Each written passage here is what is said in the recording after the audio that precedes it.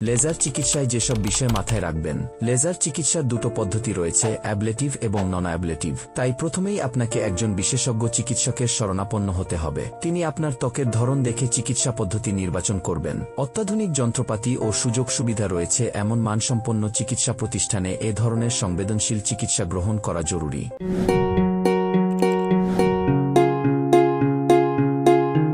Laser চিকিৎসার সিদ্ধান্ত নিলে আরও কিছু বিষয় মাথায় রাখতে হবে, যেমন লেজারের আগের কিছুদিন অতিরিক্ত সূর্যালোক এড়িয়ে চলুন। ত্বকে যেন ট্যান না পড়ে বা ত্বক পুড়ে না যায় সেদিকে লক্ষ্য রাখুন।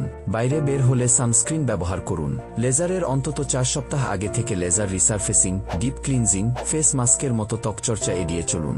লেজারের অন্তত 72 ঘন্টার মধ্যে আলোক সংবেদনশীলতা তৈরি করে এমন ওষুধ সেবন করবেন না। দাঁত বা জর্থসার মতো হার্পিস জাতীয় কোনো রোগের পূর্ব ইতিহাস থাকলে চিকিৎসককে অবহিত করবেন। লেজার চিকিৎসার সময় চোখে লেজার রশ্মির প্রতিরোধক চশমা পরিধান করতে হবে।